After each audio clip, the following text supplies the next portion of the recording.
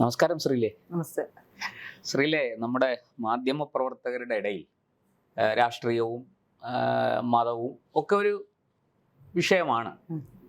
പക്ഷേ ഈ അന്ധമായ രാഷ്ട്രീയ വിരോധം തങ്ങളുടെ വാർത്തകളിൽ കൂടി കടത്തിവിടുന്ന മാധ്യമ പ്രവർത്തകരുടെ എണ്ണം കേരളത്തിൽ വളരെ കൂടുതലാണ് എന്ന് പറയാതിരിക്കാൻ കഴിയില്ല. എന്തിനാണ് അവർ അങ്ങനെ ചെയ്യുന്നത് എന്ന് ചോദിച്ചാൽ കൃത്യമായൊരു ഉത്തരം പറയുക ബുദ്ധിമുട്ടാണ്. ഇരിക്കട്ടെ. ഇപ്പോൾ കഴിഞ്ഞ ദിവസം നമ്മുടെ മീഡിയ വൺ ചാനലിൽ ജിമ്മി ജെയിംസ് എന്ന മാധ്യമ പ്രവർത്തകൻ നടത്തിയ ഒരു പരാമർശം, ഇപ്പോൾ പരാമർശമെന്ന് സോഷ്യൽ മീഡിയയിൽ അത് ചൂണ്ടിക്കാണിച്ചുകൊണ്ട് വലിയ പ്രതിഷേധമുയരുകയാണ്. സത്യത്തിൽ ജിമ്മി ജെയിംസ് അങ്ങനെ പറഞ്ഞിട്ടുണ്ടോ ഇല്ലയോ എന്ന് പോലും നമുക്ക് നിർണ്ണയിക്കാൻ കഴിയാത്ത ഒരു സാഹചര്യവും ഞാൻ വീഡിയോ കണ്ടു. അതിനകത്തുണ്ട്. ഞാൻ ആ വീഡിയോ കണ്ടില്ല. അപ്പോൾ ജിമ്മി ജെയിംസ് നേരത്തെ ഏഷ്യാനെറ്റിലൊക്കെ ഉണ്ടായിരുന്നതാണ്, നമുക്കറിയാം. ഇദ്ദേഹം പറഞ്ഞത് നരേന്ദ്രമോദി ഈ നമ്മുടെ വനിതാ സംവരണ ബില്ല് പാർലമെന്റിൽ അതിന് 2/3 ഭൂരിപക്ഷം കിട്ടാതെ വരികയും അതിനെ തുടർന്ന് നരേന്ദ്രമോദി ഒരു പ്രധാനമന്ത്രി എന്നുള്ള നിലയ്ക്ക് രാജ്യത്തോട് സംവദിക്കാൻ അദ്ദേഹം തയ്യാറാവുകയും ചെയ്തു. ആ തയ്യാറാകുന്നതിനെ കുറിച്ചാണ് വളരെ മോശമായ പരാമർശങ്ങൾ. നോക്കൂ, നമ്മുടെ രാജ്യത്ത് നമ്മൾ ജനാധിപത്യത്തിന്റെ 4ാം തൂണാണ്. നമുക്ക് ഇവരെല്ലാം വിമർശിക്കാം, തെറ്റ് ചൂണ്ടിക്കാണിക്കാം, തിരുത്തൽ ആവശ്യപ്പെടാം, ഇതൊക്കെ ചെയ്യാം. അത് മാധ്യമധർമ്മവുമാണ്. പക്ഷേ അതിൻ്റെ പേരിൽ ഒരു പ്രധാനമന്ത്രിയെ ചാണകത്തലയൻ എന്നൊക്കെ ആക്ഷേപിക്കുന്നത് ഒരു മാധ്യമ പ്രവർത്തകന് ചേർന്നതാണോ? എന്താണ് ശ്രീലയുടെ അഭിപ്രായം? സത്യത്തിൽ ഈ ജിമ്മി ജെയിംസ് എന്ന് പറയുന്ന മാധ്യമ പ്രവർത്തകൻ എന്നാണ്ട് എനിക്ക് തോന്നുന്നു എന്നെക്കാട്ടിലൊക്കെ സീനിയറാണ്. പണ്ട് മുതലേ എനിക്ക് അറിയാം, ഞാൻ കണ്ടിട്ടുണ്ട്. അയാളെ സംസാരിച്ചിട്ടൊന്നുമില്ല, സംസാരിക്കാൻ എനിക്ക് തോന്നിയിട്ടുമില്ല. ഞാൻ കോട്ടയത്ത് ജേർണലിസം പഠിക്കുന്ന കാലത്ത് അയാൾ ഏഷ്യാനെറ്റിലോ ഒക്കെ ഉണ്ടായിരുന്നു. ഏഷ്യാനെറ്റ് തുടക്കം മുതൽ അയാൾ എനിക്ക് തോന്നുന്നു ഏഷ്യാനെറ്റിലായിരുന്നു എന്ന് തോന്നുന്നു. ഈ അടുത്ത കാലം വരെ ജിമ്മി ജെയിംസ് എന്ന് പറയുന്ന മാധ്യമ പ്രവർത്തകൻ എവിടേക്കോ റിപ്പോർട്ടർ ആയിരുന്നു എന്നതിനപ്പുറത്തേക്ക് ഒന്നും ആയിരുന്നില്ല. ഈ റിപ്പോർട്ടർ ചാനലിന് ആളെ കിട്ടാതെ വന്നപ്പോഴാണ് ഏഷ്യാനെറ്റിൽ നിന്നപ്പോഴും അയാൾക്ക് 1-2 ഇന്റർവ്യൂകളോ ചെറിയ ലൈറ്റായ പ്രോഗ്രാമുകളോ ഒക്കെ ചെയ്തു പോയിരുന്ന സാധാരണയായി വെറും ഒരു ജേർണലിസ്റ്റ്, വർഷങ്ങളുടെ പഴക്കം കൊണ്ട് ഒരുപക്ഷെ അയാൾക്ക് പ്രൊമോഷൻ കിട്ടിയിട്ടുണ്ടാവാം എന്നുള്ളതിനപ്പുറത്തേക്ക് ഒരു നല്ല വാർത്ത പോലും ജീവിതത്തിൽ ഇന്ന് വരെ പേരിൽ ചേർക്കാനില്ലാത്തൊരു ജേർണലിസ്റ്റാണ് ജിമ്മി ജെയിംസ് എന്നാണ് എൻ്റെ അനുഭവത്തിൽ നിന്ന് എനിക്ക് മനസ്സിലായിട്ടുള്ളത്. അപ്പോൾ ജിമ്മി ജെയിംസ് ഈ അടുത്ത കാലത്ത് റിപ്പോർട്ടറിൽ വരികയും റിപ്പോർട്ടറിന്റെ പാനലിലിരുന്ന് വലിയ അഭിപ്രായമൊക്കെ പറയുകയും ചെയ്തപ്പോൾ എന്തോ മഹാസംഭവമായി എന്ന് ജിമ്മി ജെയിംസ് തന്നെ തോന്നിയിട്ടുണ്ടാവും. അങ്ങനെയാണ് മീഡിയ വണ്ണിലേക്ക് പോകുന്നത്. മീഡിയ വണ്ണിലേക്ക് പോകുമ്പോൾ അത് കൂടുതൽ തോന്നണമല്ലോ. ഞാൻ പറയാം, മീഡിയ വണ്ണിൽ ഇതിലൊക്കെ കടുത്ത രാഷ്ട്രീയം പറയുന്നതാണ് നിഷാദ് റാവുത്തർ. പക്ഷെ നിഷാദ് റാവുത്തറിന് കുറച്ചുകൂടി അവധാനതയും ബുദ്ധിയും ഒക്കെ ഉണ്ട് എന്ന കാര്യത്തിൽ മാന്യതയുണ്ട്, കുറച്ചുകൂടി മാന്യതയുണ്ട്. മാത്രമല്ല, അയാൾക്ക് ജേർണലിസ്റ്റ് എന്ന രീതിയിൽ അയാൾ ചർച്ചകളുടെ കാര്യത്തിലായാലും കാര്യങ്ങളെ കുറച്ചുകൂടിയൊക്കെ കുറച്ചുകൂടി സംസാരിക്കാൻ കണ്ടന്റിന്റെ കാര്യത്തിൽ കുറച്ചുകൂടി അറിയുന്ന ആളാണ്. പക്ഷെ ജിമ്മി ജെയിംസിനെ സംബന്ധിച്ചിടത്തോളം ജിമ്മി ജെയിംസ് മറ്റൊരാളെ ഇരുന്ന് ചാണകത്തലയിൽ ആക്ഷേപിച്ചാൽ ജിമ്മി ജെയിംസിന്റെ തലയിൽ എന്താണുള്ളതെന്ന് മനുഷ്യർക്ക് ആർക്കും അറിയില്ല. വെറും ഒരു ജേർണലിസ്റ്റ് വർഷങ്ങൾ ഇങ്ങനെ ജോലി ചെയ്ത് പ്രൊമോഷൻ കിട്ടി അങ്ങനെ വന്നതിനപ്പുറത്തേക്ക് കേരളീയ പൊതുസമൂഹത്തിൽ ഒരു വാക്കുകൾ കൊണ്ട് ഒരു ഫേസ്ബുക്കിൽ ഒരു പോസ്റ്റ് പോലും ഇടാൻ എനിക്ക് തോന്നുന്നില്ല എനിക്ക് അറിയാമോ എന്ന്. അത്രയും വിവരമില്ലാത്ത ബോധമില്ലാത്ത ഒരാളാണെന്ന് ഞാൻ പറയും. കാരണം എനിക്കറിയാം, അവിടെ ഉണ്ടായിരുന്ന സമയത്ത് ഏഷ്യാനെറ്റിൽ ഉണ്ടായിരുന്ന പലരോട് സംസാരിക്കുമ്പോൾ അയാൾക്ക് ഒരു ചർച്ചയ്ക്ക് ഇരുന്നാലോ അല്ലെങ്കിൽ എന്തിരുന്നാലോ അയാൾക്ക് യാതൊരു ബോധവും ഇല്ലാത്ത ഒരാളാണ്, കിളിപോയ ഒരാളാണെന്നാണ് നാട്ടിലുള്ളവരെല്ലാം പറയുന്നത്. അവിടെയുള്ളവരെല്ലാം വൈറലായി വന്നത് കാന്തപുരം അബൂബക്കർ മുസ്ലിയാരുമായിട്ട് ഒരു അഭിമുഖം നടത്തുന്നു. ആ അഭിമുഖത്തിൽ ഈ ഹിന്ദു രാഷ്ട്രം, ഇസ്ലാമിക രാഷ്ട്രം, ഇങ്ങനെയൊക്കെയുള്ള ഒരു ചില ആഖ്യാനങ്ങളെ കുറിച്ച് അവിടെ ചോദ്യങ്ങൾ വരുന്നു. അപ്പൊ ആ ചോദ്യങ്ങളിലാണ് ജിമ്മി ചോദിക്കുന്നു, ഇന്ത്യ ഒരു ഹിന്ദു രാഷ്ട്രമാണ്. അപ്പൊ കാന്തപുരം പറയുന്നു, അല്ല, ഇന്ത്യ ഇന്ത്യക്കാരുടേതാണ്, ഇന്ത്യ ഒരു മതേതര രാഷ്ട്രമാണ്. അപ്പോൾ സൗദി ഒരു മുസ്ലിം രാഷ്ട്രമാണ്. അപ്പോൾ പുള്ളിക്ക് മറുപടി പറയാൻ വേറെ നിർവാഹമില്ല. സൗദി ഒരു മുസ്ലിം രാഷ്ട്രമാണ്, ഇസ്ലാമിക റിപ്പബ്ലിക് എന്നാണ് അത് അറിയപ്പെടുന്നത്. അപ്പൊ അത് സത്യം പറഞ്ഞാൽ അതങ്ങനെ പ്രത്യേകിച്ച് ചോദിക്കേണ്ടത് പോലില്ല. പക്ഷെ അന്നത്തെ ആ ഇന്റർവ്യൂ ആണ് ഈ ജിമ്മി ജെയിംസിനെ കുറച്ച് ശ്രദ്ധിക്കപ്പെടുന്ന. അല്ലാതെ ഞാൻ കോട്ടയത്ത് കുറച്ചാലും ഏഷ്യാനെറ്റിലായിരുന്നു, കുറച്ചു കാലം കോട്ടയത്ത് തിരുവനന്തപുരത്ത് റിപ്പോർട്ടറായിരുന്നു. അതിനുശേഷം തിരുവനന്തപുരത്ത് കുറച്ചു കാലം വന്നു. അന്ന് കാര്യമായൊന്നും ഇപ്പൊ ഞാൻ പറഞ്ഞല്ലോ, പലതരത്തിലുള്ള ജേർണലിസ്റ്റുകൾ എല്ലാ മാധ്യമ സ്ഥാപനങ്ങളും ഉണ്ട്. ഈ ലൈറ്റായ വാർത്തകൾ ചെയ്യുന്ന ജേർണലിസ്റ്റുകളുണ്ട്, രാഷ്ട്രീയ ബീറ്റുള്ള ജേർണലിസ്റ്റ്, അങ്ങനെയൊന്നും അടയാളപ്പെടും. ഇപ്പൊ രാഷ്ട്രീയ ബീറ്റുള്ള ജേർണലിസ്റ്റുകളെ കൂടുതൽ ആൾക്കാർക്ക് അറിയുന്നത്. പക്ഷെ അല്ലാത്തവരെ അല്ലെങ്കിൽ ഹെൽത്ത് പ്രധാനപ്പെട്ട ഒരു ബീറ്റാണ്, ആരോഗ്യം, അങ്ങനെയുള്ള ബീറ്റുകൾ, ആരോഗ്യം, വിദ്യാഭ്യാസം, അതൊക്കെ അങ്ങനെയൊന്നും ഒരു ബീറ്റിലും ഇല്ലാതെ ഈ ചുമ്മാ ആരെങ്കിലും ഒക്കെ ക്രൈം സ്റ്റോറി അങ്ങനെയുള്ളവരെയൊക്കെയാണ് കൂടുതൽ ആൾക്കാർ അറിയുന്നത്. പിന്നെ ഈ എല്ലാത്തിനും എവിടെയെങ്കിലും ഒക്കെ വിടാൻ, ചെറിയ സ്റ്റോറികൾക്കൊക്കെ വിടാൻ ബ്യൂറോയിൽ ഒരാൾ കാണും. അത്തരത്തിലൊരാളെന്നതിനപ്പുറത്തേക്ക് എനിക്ക് ജിമ്മി ജെയിംസിനെ ഇവിടെ എത്തരത്തിലുള്ള ആളാണെങ്കിലും ശരി, ഒരു രാജ്യത്തിന്റെ അതുകൊണ്ടാണ് ഞാൻ പറയുന്നത്. അതുകൊണ്ട് ഈ ജിമ്മി ജെയിംസിന് തലയ്ക്ക് കിളിപോയ ആളാണെന്നാണ് എല്ലാരും പറയുന്നത്. അതുകൊണ്ട് ജിമ്മി ജെയിംസ് പറയുന്നത് കാര്യമാക്കേണ്ടതുണ്ടോ എന്നുള്ളതാണ്. അല്ലെ ബുദ്ധിയുള്ള ഒരാൾ അങ്ങനെ ഒരു പരാമർശം അങ്ങനെ എനിക്ക് അത്ര നിസ്സാരവൽക്കരിച്ച് അതിനെ കളയാൻ അല്ല, മീഡിയ മുന്നിൽ വന്നുകൊണ്ട് ഈ പ്രസ്താവന നിസ്സാരവൽക്കരിക്കുകയല്ല, അയാൾക്ക് ബുദ്ധിയില്ലാത്ത ഒരാളാണ് എന്ന് നമുക്ക് ഏകദേശം ബോധ്യമാകുന്ന. പക്ഷെ ബുദ്ധിയില്ലാത്ത ആള് രാജ്യത്ത് നിയമം ഉണ്ടെന്നും നിയമവാഴ്ചയുണ്ടെന്നും അതറിയില്ലായിരിക്കുന്നേ. ഈ ആങ്കർമാരെ സംബന്ധിച്ചിടത്തോളം ഈ അടുത്ത കാലങ്ങളിൽ, കുറച്ച് കാലങ്ങളായിട്ട് ജേർണലിസ്റ്റുകളല്ല ആങ്കർമാരാണ് ചാനലുകളെ ലീഡ് ചെയ്യുന്നത്. തീർച്ചയായിട്ടും. പലപ്പോഴും ജേർണലിസം അല്ല, ആങ്കറിസമാണ്. അപ്പൊ ആങ്കർമാരെ മുൻനിർത്തിയാണ് പല ചാനലുകളും പരസ്യം കൊടുക്കുന്നത്. ആ ആങ്കർ ഇങ്ങോട്ട് വരുന്നു, ഈ ആങ്കർ അങ്ങോട്ട് പോകുന്നു എന്നൊക്കെയാണ്. ഈ ആങ്കർമാരൊന്നും ഒരിക്കലും ഒരു സ്ഥലത്ത് പോയി വാർത്ത റിപ്പോർട്ട് ചെയ്യുകയോ സാഹചര്യങ്ങൾ അറിയുകയോ ചെയ്യുന്നവരല്ല. അപ്പൊ അവരെ സംബന്ധിച്ചിടത്തോളം സമഗ്രത അറിയുന്ന ആൾക്കാരല്ല. അവര് പിന്നെ ഇങ്ങനെ കിട്ടുന്ന വാർത്തകൾ പഠിക്കുന്നു, വായിക്കുന്നു. ചില വാർത്തകൾ വെറുതെ വായിച്ചു പോകുന്നു. ഡിസ്കഷന് വരുന്നവർ കുറച്ച് പഠിക്കുന്നു കുത്തിയിരുന്ന്. അതായത് രാവിലെ മുതൽ വൈകുന്നേരം വരെ ഏത് വിഷയം ഡിസ്കഷൻ എടുക്കുന്ന വെച്ചിട്ട് ഞാൻ കണ്ടിട്ടുണ്ട് ഡെസ്കുകളിലൊക്കെ. അവർ ആ പണി മാത്രമേ എടുക്കുള്ളൂ കേട്ടാ. ഈ ആങ്കർമാര് രാവിലെ മുതൽ പഠിക്കുക, ചോദിക്കുക, പഠിക്കുക. ഇപ്പൊ ഇവർ ഈ വന്ന് വിളമ്പുന്ന കേട്ട ഇവർക്ക് വർഷങ്ങളായി ഒന്നും അറിയില്ലായിരിക്കും.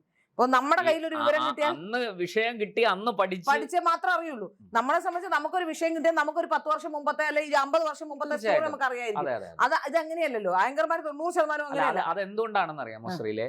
അവർ റിപ്പോർട്ടിങ്ങിന് പോകുന്നില്ല. അല്ല, റിപ്പോർട്ടിങ്ങിന് പോകുന്നതിൽ മാത്രമല്ല, പാഷൻ കൂടിയുണ്ട് ഇതിനകത്തൊരു ഈ വായനയുടെ തല ഉണ്ട്. അതായത് 1950 മുതലുള്ള അല്ലെങ്കിൽ 1900 മുതലുള്ള ഇന്ത്യൻ രാഷ്ട്രീയത്തെ കുറിച്ച്, ഇപ്പൊ ഈ പറയുന്നത് പോലെ ഗാന്ധിയെ കുറിച്ച്, നെഹ്റുവിനെ കുറിച്ച്, പട്ടേലിനെ കുറിച്ച്, RSSന്റെ ആവിർഭാവത്തെ കുറിച്ച്, കമ്മ്യൂണിസ്റ്റ് പാർട്ടിയുടെ പ്രവർത്തനം ആരംഭിക്കുന്നതിനെ കുറിച്ചൊക്കെ ചരിത്രപരമായ അറിവ് വേണം. പക്ഷെ ഇവർക്ക് ആ അറിവില്ലാത്തവരും ഇപ്പൊ ജേർണലിസ്റ്റുകളാവുന്നുണ്ട്. ഈ മണ്ടത്തരം പറയുക എന്ന് വെച്ചാൽ, ഇന്നലെ വനിതാ സംവരണ ബില്ലിനെ കുറിച്ച് ഒരു മാധ്യമ പ്രവർത്തക, എനിക്കറിയാം, മനസ്സിലായി, ജീവിതത്തിൽ ഇന്ന് അവരുടെ എല്ലാം മണ്ടത്തരം കേട്ടോ പറയുന്ന. പല വാർത്തകൾ ഇപ്പൊ പല സ്ഥലത്തും അവരെ വലിച്ചു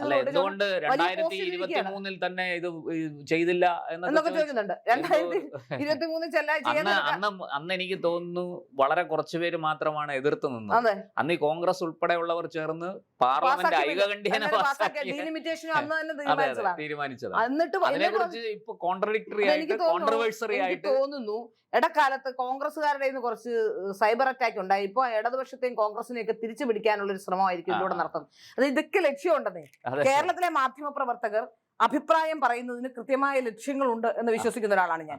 ഏതെങ്കിലും ഒരു കോണിൽ നിന്ന് കൊടുക്കുന്ന അവരുടെ ഒന്ന് സംസ്ഥാന അവാർഡുകൾ വാങ്ങിയെടുക്കുക, 2 എവിടെയെങ്കിലുമൊക്കെ 4 അവസരങ്ങൾ കിട്ടുക, വലിയ ജേർണലിസ്റ്റ് ആണെന്ന് പാടിപ്പുകഴ്ത്തുക, വലിയ ബുദ്ധിയാണ്, അവർക്ക് മാത്രമേ ബുദ്ധിയുള്ളൂ എന്ന് കേരളത്തിലെ ജനങ്ങൾ വിദേശയാത്രകൾ തരപ്പെടുത്തുക. അപ്പൊ ഇങ്ങനത്തെ കാര്യങ്ങൾക്കപ്പുറത്തേക്ക് യഥാർത്ഥ ജേർണലിസം എന്താണെന്ന് നമ്മൾക്ക് ജേർണലിസം പഠിക്കുമ്പോൾ പറയാറുണ്ട്, കളത്തിലിറങ്ങി കളിക്കരുത്, ഗാലറിയിൽ നിന്ന് കളി കാണുകയും ചെയ്യാവൂന്ന്.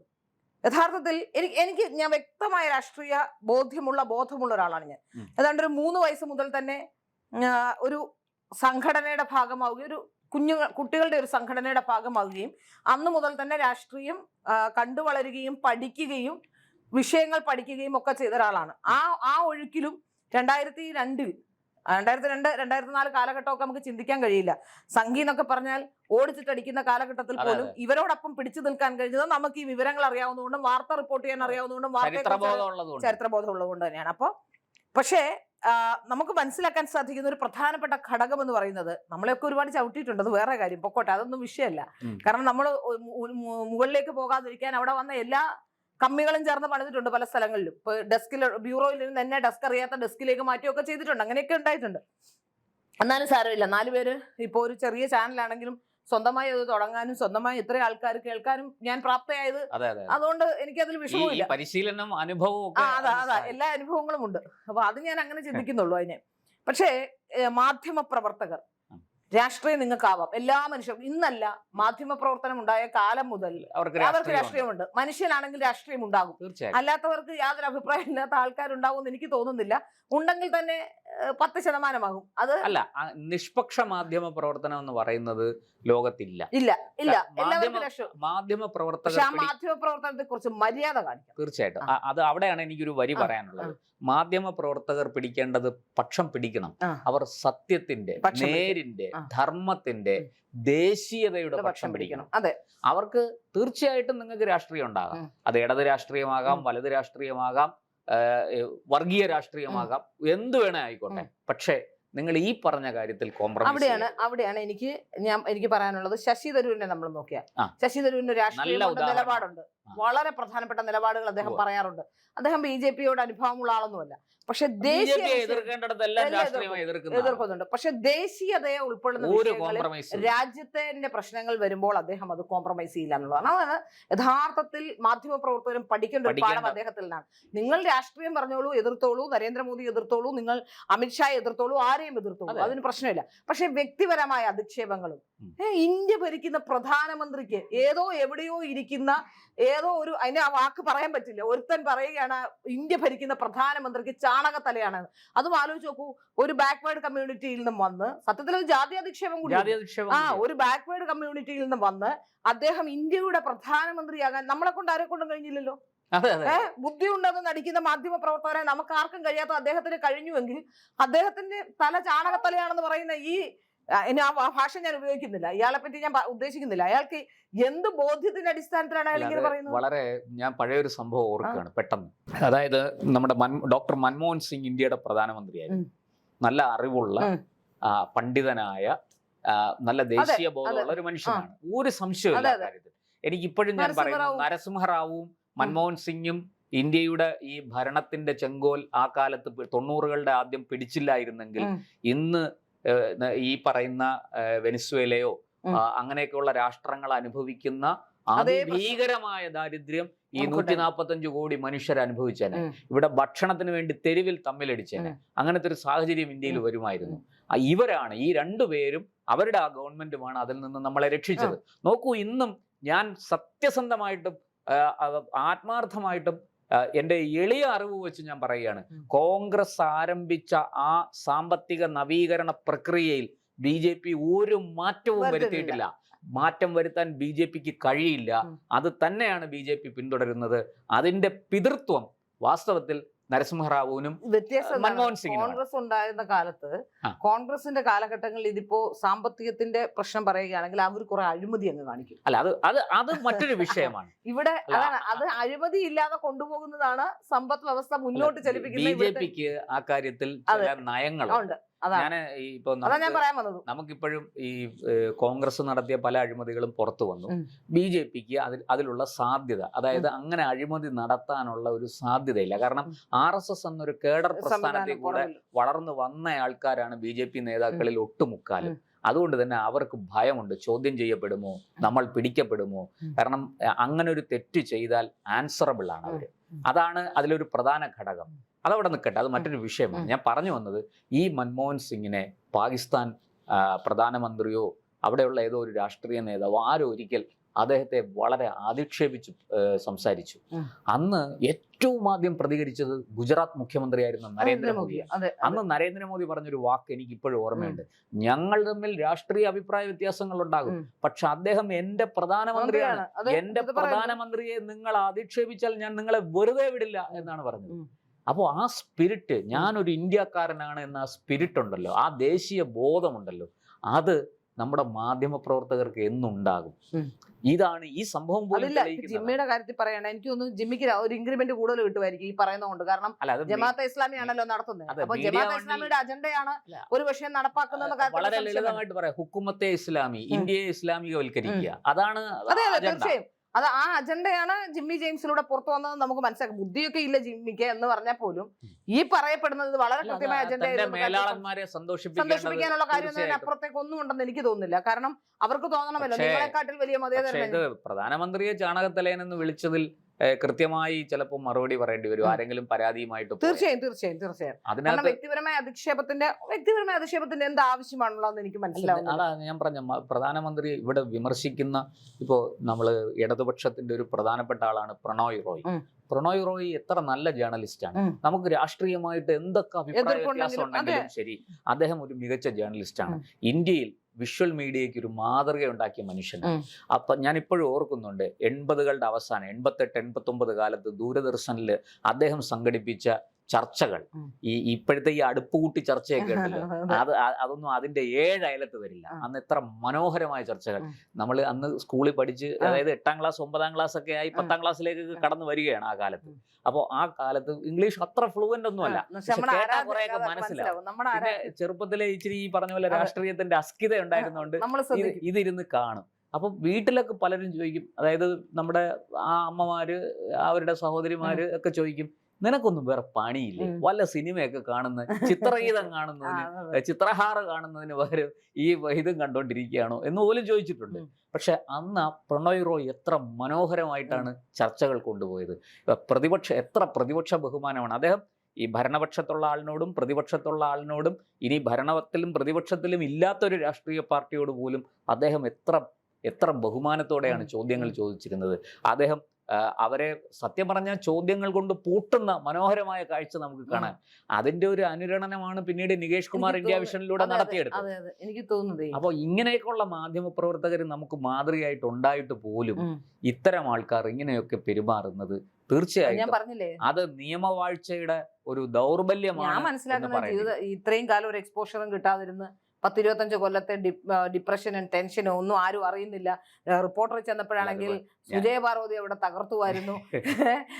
അപ്പുറത്ത് ഇപ്പുറത്ത് സിംഹക്കൂട്ടിലകപ്പെട്ട ഇപ്പൊ അങ്ങനെയൊന്നും കപ്പാസിറ്റി ഇല്ലാത്ത പലരും വലിയ നിലകളിലെത്തുന്നു. അതായത് അതിനൊക്കെ കപ്പാസിറ്റി ഉള്ളവരൊന്നല്ല. ഈ എഡിറ്റർ ഇപ്പൊ ഞാൻ നമ്മുടെ പ്രേക്ഷകരോട് ഒരു കാര്യം പറയാണ്, ഈ ആങ്കർമാരായി വരുന്നവരാണ് കേരളത്തിലെ ഏറ്റവും മികച്ച ജേർണലിസ്റ്റുകൾ എന്നൊരു ധാരണ സാധാരണക്കാരുടെ ഇടയിലുണ്ട്. അത് തീർത്തും തെറ്റാണ്. കുറെ വർഷങ്ങൾ ഇങ്ങനെ പോകുന്നു എന്നതിന് അപ്പുറത്തേക്ക് മാത്രമല്ല, അവരുടെ പുറകിൽ ഒരു ടീമുണ്ട്. ടൈപ്പ് ചെയ്ത് കൊടുക്കും, അല്ലെങ്കിൽ ടോക്ക് ബാക്കിലൂടെ പറഞ്ഞു കൊടുക്കും. അങ്ങനെയാണ് പലപ്പോഴും പല ചോദ്യങ്ങളും പല കാര്യങ്ങളും ഉണ്ടാകുന്നതുകൊണ്ട് നിങ്ങൾ ഈ പറയുന്ന വാക്കുകളും പ്രവൃത്തികളും ഒക്കെ ഇവരുടേതാണ് എന്ന് തെറ്റിദ്ധരിക്കരുത്. അപ്പോ അതുകൊണ്ടാണ് നിങ്ങൾ ഈ ഇങ്ങനത്തെ ആങ്കർമാരൊക്കെ നിങ്ങളുടെ മുന്നിലൊക്കെ വലിയ ആളാകാനും 4 പേര് അറിയാനുള്ള, എനിക്ക് തോന്നുന്നു നരേന്ദ്രമോദി വിമർശിക്കും ഇങ്ങനെയൊക്കെ പറഞ്ഞാൽ 4 പേര് അറിയുമെന്നൊക്കെ കാണുമായിരിക്കും കേട്ടോ. കാരണം 10-25-30 കൊല്ലമായിട്ട് മാധ്യമപ്രവർത്തനം നടത്തിയ പേര് അടുത്ത കാലത്ത് ഇന്നലെ ജേർണലിസം പഠിച്ചിറങ്ങി പരീക്ഷ പോലും പാസ്സായിട്ടില്ല. പാസ്സാകാത്ത ഈ പെൺകുട്ടികളും ആൺകുട്ടികളും പിന്നെ മോദിയെ വിളിക്കുന്ന ചീത്തക്ക്. ഇപ്പൊ കഴിഞ്ഞ ദിവസം ഞാൻ മറ്റൊരു റീല് കണ്ടു. നമ്മുടെ ശ്രീജിത്ത് പണിക്കരെടുത്ത് ഒരു പെൺകുട്ടി എന്തോ ഒരു കോൺക്ലേവ് പോലെ ചോദിക്കുന്നു, പിന്നെ BJPയുടെ ഈ വളർച്ച കേരളത്തിൽ, ഈ ഒരു പൊളിറ്റിക്കൽ പോളറൈസേഷൻ ആണ് കേരളത്തിലുള്ളത്, ലെഫ്റ്റ് റൈറ്റ്. അവിടെ BJP കൂടെ കടന്നു വരുമ്പോൾ അതൊരു കമ്മ്യൂണൽ പോളറൈസേഷൻ ആകില്ലേ എന്ന്. എന്റെ അമ്മു, സത്യം പറഞ്ഞ ശ്രീജിത്ത് കൊടുത്ത മറുപടി, ശ്രീജിത്ത് പണിക്കരെ അറിയാലോ, നല്ല ഡിബേറ്ററാണ്. ശ്രീജിത്ത് കൊടുത്ത മറുപടി, ആ പെങ്കൊച്ച് ജീവിതത്തില് നാണോ മാനോ ഉണ്ടെങ്കിൽ തല ഉയർത്തി നടക്കില്ലേ. കാരണം ഒരു ചീത്തയും പറഞ്ഞില്ല, ഒരു മോശം പറഞ്ഞില്ല. വളരെ ഭംഗിയായിട്ട് 1921 കലാപത്തെ കുറിച്ച്, മാപ്പിള ലഹളയെ കുറിച്ച്, 1925 RSS ജനിച്ചത്. അപ്പൊ അന്ന് അത് മാത്രമല്ല, നമ്മൾ അറിയേണ്ട ഒരു പ്രധാനപ്പെട്ട കാര്യം, ഇവിടെ വർഗീയത ഉണ്ടാക്കിയത് RSSഉം BJPയും ആണ്. വർഗീയ കക്ഷികൾ എന്ന് പറയുമ്പോൾ മതത്തിന്റെ അടിസ്ഥാനത്തിൽ വിഭജിക്കപ്പെട്ട രാജ്യമാണ് ഇന്ത്യയും പാകിസ്ഥാനുമായി വിഭജിക്കപ്പെട്ടത് മതത്തിന്റെ അടി. അന്ന് RSS ഇല്ല, BJP ഇല്ല, ഇല്ല, സ്വപ്നത്തിൽ പോലും ഇല്ല. അപ്പൊ പിന്നെ എങ്ങനെയാണ് അന്നേ ഉണ്ട് മതം? എന്നിട്ടാണ് ഈ തട്ടുപൊളിപ്പൻ എന്താ പറയണ്ട ഈ വൃത്തികേട് പറഞ്ഞുകൊണ്ടിരിക്കുന്നത്. ഇതൊരു വൃത്തികേടാണ്. അതായത് എന്താന്ന് വെച്ചാല്, ഈ BJP എങ്ങാണ് അധികാരത്തിൽ വരുമെന്ന് ഭയന്ന് ഇവരൊരു നറേറ്റീവ് ഉണ്ടാക്കുകയാണ്. അങ്ങനെ ഈ കുട്ടികൾക്കൊന്നും ഒരു ബോധമില്ലെന്നേ. ഏതെങ്കിലും ഒരുത്തം പറയുന്ന 2 സെന്റൻസുമായിട്ടാണ് ഇവർ ചർച്ചയ്ക്ക് വരുന്നത്. അല്ലെങ്കിൽ ഇവര് സംസാരിക്കാൻ വരുന്ന 2 സെന്റൻസ്, 4 സെന്റൻസ് അങ്ങോട്ട് വെച്ചാൽ തീർന്നു. മറ്റൊരു മനോഹരമായ റീല് കണ്ടു. പിന്നെ ജവഹർലാൽ നെഹ്റുവിന്റെ ഫോട്ടോ കാണിച്ചിട്ട് ഒരു പെൺകൊച്ചിട്ട് 2 പെൺകുട്ടികൾ ആരാണെന്ന് ചോദിച്ചോ പറഞ്ഞു ഗാന്ധി എന്നാണ് ഉത്തരം പറഞ്ഞത്. അപ്പൊ അതുകൊണ്ട് രാഷ്ട്രീയ ബോധത്തെ കുറിച്ച് ഇപ്പൊ ചില ഈ വാല് പിടിച്ച പിള്ളേരുണ്ടാവും, വാല് പിടിച്ച പിള്ളേരെന്ന് പറയാം. ആ പിള്ളേരെ 2 വരി കേട്ടാ ആ പിള്ളേരെ 2 വരിയും കൊണ്ട് വരും. 4 ചോദ്യം തിരിച്ചു ചോദിക്കണം. നേരെ ചൊവ്വേ ആദ്യം എനിക്ക് ഇവരോട് പറയാനുള്ളത്, നേരെ ചൊവ്വേ മലയാളം സംസാരിക്കാൻ. അതിനുശേഷം നമ്മളത്ര വലിയ മികച്ച ആളൊന്നുമല്ല, പക്ഷെ പറയുന്നതിൽ കൃത്യമായിട്ട് പറയാൻ അറിയാം, പതിരില്ല, അതിനകത്ത് തെറ്റുകുറ്റങ്ങൾ വളരെ കുറവാണ്. അതിന് പഠിപ്പിച്ച അധ്യാപകരോടും മാതാപിതാക്കളോടും ഒക്കെ തന്നെയാണ് നമ്മൾ കടപ്പെട്ടിരിക്കുന്നത്. ഇതിനകത്ത് ജിമ്മിയുടെ കാര്യം പറയുകയാണെങ്കിൽ ജിമ്മിക്ക് 2-3 പ്രശ്നങ്ങളോ. ഒന്ന്, ജിമ്മി എന്തോ ആകാൻ ഉള്ള ഒരു ധാരണ. നരേന്ദ്രമോദിയെ വിമർശിച്ചാൽ എല്ലാവരും എടുത്തുകൊണ്ട് നടക്കും, ഫാൻ പേജും അസോസിയേഷനും ഒക്കെ ഉണ്ടാകുമെന്ന ഒരു ധാരണ. രണ്ടാമത് ജമാഅത്തെ ഇസ്ലാമിയുടെ അജണ്ട, അത് പരമപ്രധാനമാണ്. ജമാഅത്തെ ഇസ്ലാമിയുടെ അജണ്ട ഞാൻ ഇവിടെ ഇങ്ങനെ പറഞ്ഞെങ്കിലേ എനിക്ക് ഇവിടെ പിടിച്ചു നിൽക്കാൻ പറ്റുകയുള്ളൂ, 2 ഇൻക്രിമെന്റ് കൂടുതൽ കിട്ടുമെന്നുള്ള ധാരണ ഒക്കെ ആയിരിക്കാം. അവരെക്കാട്ടിൽ വലിയ പിന്നെ സംഘി വിരുദ്ധനാണ് എന്ന് കാണിക്കാനുള്ള ഒരു ത്വര. ഇതൊക്കെ ജമാഅത്തെ ഇസ്ലാമിയെക്കാട്ടിൽ സംഘി വിരുദ്ധനായ ഒരാളാണ് ഞാൻ. ഇനി എന്നെ ഇവിടെ സംഘി വിരോധം എന്നിൽ നിന്ന് പഠിക്കണം. അതെ, ഇനിയിപ്പോ പോകാൻ എങ്ങും സ്ഥലമില്ല. പുതിയ ചാനലുകൾ വല്ലതും വരണം. വന്നാലും ഈ അവസ്ഥയിലൊന്നും എടുക്കൂല. കാരണം റിപ്പോർട്ടറിൽ ഇപ്പൊ മരം വെട്ടുകാരനും മരം പിന്നെ കേസിലൊക്കെ ആകപ്പെട്ട ആളായതുകൊണ്ട് ആരെ കിട്ടിയാലും അത് ബോണസും ബെനിഫിറ്റും ആയിരുന്നു. അപ്പൊ അതുകൊണ്ട് എടുത്തു എന്ന് വെച്ചിട്ട് എല്ലാരും പോയൊരു സമയത്താണ് ജിമ്മി അവിടെ എടുക്കുന്നത്. ജിമ്മിക്ക് അവിടെ സർവൈവ് ചെയ്യാൻ കഴിഞ്ഞില്ല. എനിക്ക് തോന്നുന്നു ആന്റോ അഗസ്റ്റിൻ പറയുന്ന അത്രയും ഭംഗിയായി പോലും രാഷ്ട്രീയം പറയാൻ 30 വർഷത്തിലേറെ പ്രവർത്തന പാരമ്പര്യമുള്ള ജിമ്മിക്ക് കഴിയുന്നില്ല. അവിടെ ഇരുന്ന് വയ്യാതെ വന്നപ്പോഴാണ് തോന്നുന്നു ജിമ്മി അവിടെ. എനിക്ക് ആന്റോ അഗസ്റ്റിന് സാധാരണഗതി ആന്റോ അഗസ്റ്റിൻ ഇങ്ങനെ വർത്താനം, പക്ഷെ ആന്റോ അഗസ്റ്റിൻ പറഞ്ഞ അത്ര പോലും ഭംഗിയായി ജിമ്മിക്ക് പറയാൻ അറിയില്ല. എന്തായാലും ഒരു കാര്യം ഞാൻ നമ്മുടെ വളരെ മോശപ്പെട്ട ചർച്ച നമുക്ക് പറഞ്ഞ് അവസാനിപ്പിക്കുമ്പോൾ എനിക്ക് പറയാനുള്ള കാര്യം, തീർച്ചയായിട്ടും പ്രധാനമന്ത്രിയെ ചാണകത്തലയൻ എന്ന് വിളിച്ചതിന് തീർച്ചയായും നിയമവാഴ്ചയുള്ള ഒരു രാജ്യമാണ്.